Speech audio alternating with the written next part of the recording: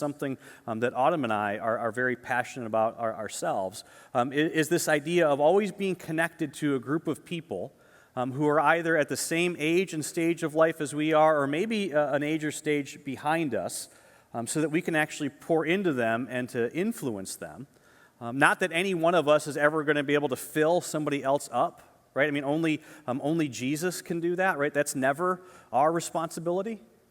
Our responsibility is simply to pour out whatever it is that has been poured into us. Today, I just want to take a couple of minutes, and I want to help you to try to see your life differently than perhaps you normally think of your life. And dads, you may not realize this, but influence is in fact your superpower, right? This is what God has created you to do that nobody else can do.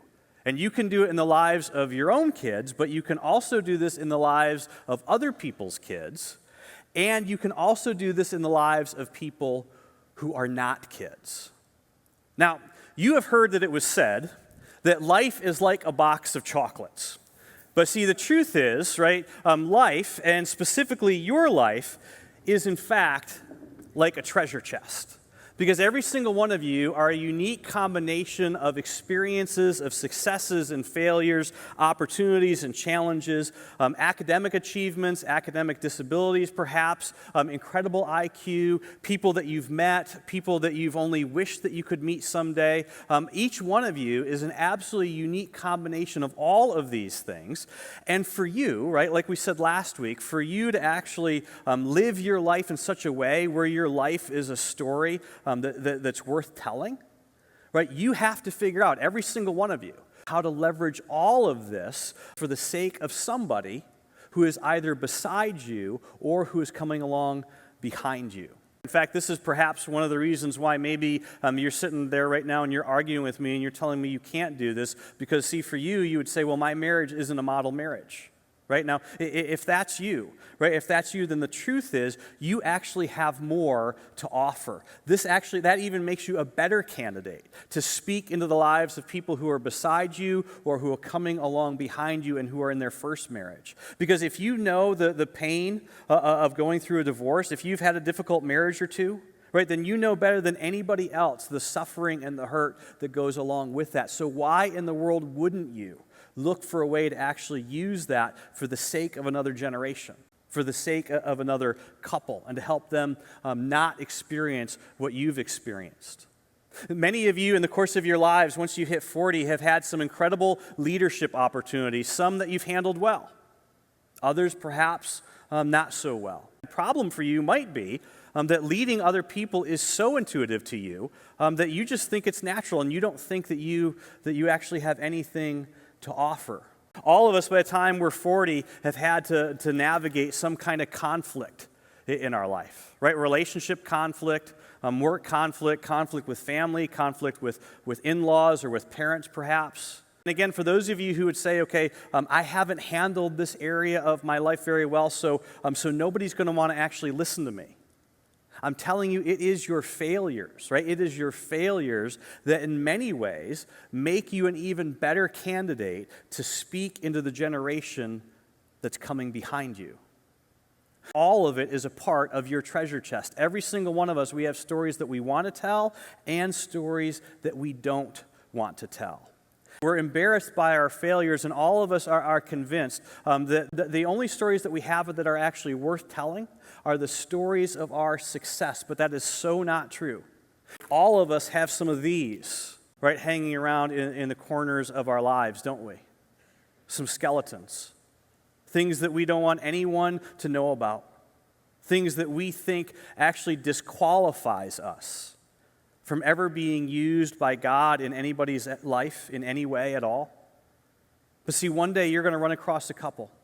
One day you're going to run across an individual, and you will know that this, in fact, is the story that you must tell, because this is the story that gives you access into their heart. This is the story that gives you something to speak into their life and to help them take a step away from depression, maybe help them take a step out of addiction, to help them take a step out of a behavior that you know they're going to regret. You are a unique combination of successes, failures, and life experiences. And so my question for you is simply this, right? What are you going to do? What are you going to do with all of this? And see, I'll tell you what most people do with it, right? Most people, they bury it, right? When they're buried, this all ends up getting buried with them. But see, while we're here, while I'm here, we all have a very unique opportunity. You actually have the opportunity to leverage all of this for the sake of the generation behind you or beside you. In fact, Jesus one day told this parable. He said, the kingdom of heaven is like. He said it's like a rich man who's going on a long journey. So he decided to divide up all of his wealth amongst three of his servants. And so to one servant, he gave 5 bags of gold, which was an extraordinary, right? It was an extraordinary amount of money.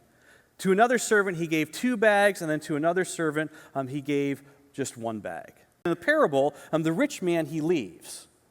And the point of this rich man giving these servants his wealth is so they would actually do with his wealth the very same kind of things that the rich man would have done, because none of it, right? None of it actually belongs to the servants. It all belongs to the rich man. And so they're supposed to invest it and to use it, so when he comes back someday, that they would all have something, they would each have something exciting to tell them. And so the guy with the 5 bags, he goes out and he invests his wealth, and he doubles his wealth. And the guy with the 2 bags of gold, he goes out and he does the very same kind of thing. But then the third servant, right, the one who buried his bag, he comes along because he's like, okay, and I just have 1 bag. Remember, I don't really have anything to offer. And so he just decides to go bury it. And so after a long time, in fact, as you read the parable, you discover it's really after a lifetime. Right? After a lifetime, the master of those servants returned and settled accounts with them. And then at the end of the parable, remember this part? The guy with the 1 bag comes with his nothing. In fact, we discover in the parable that the master, at the end, Jesus tells us that the master is actually angry with this servant. And this is so important for us to understand. The master isn't angry with the servant because he did something evil.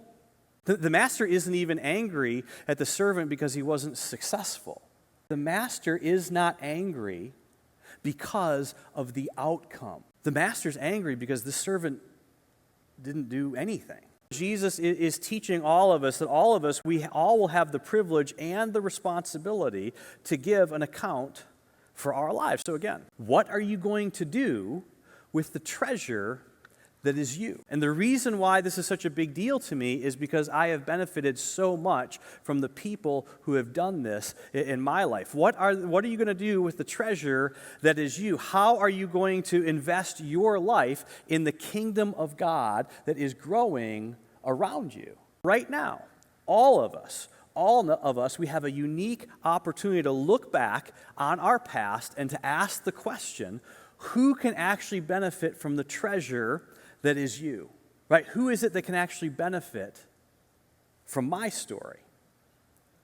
The question for all of us is, how am I going to use this for the sake of the kingdom of God that is growing? The reason why Jesus' life is of such impact is because he gave it away, right? He gave it to you and he gave it for you. And that's what makes your life a treasure.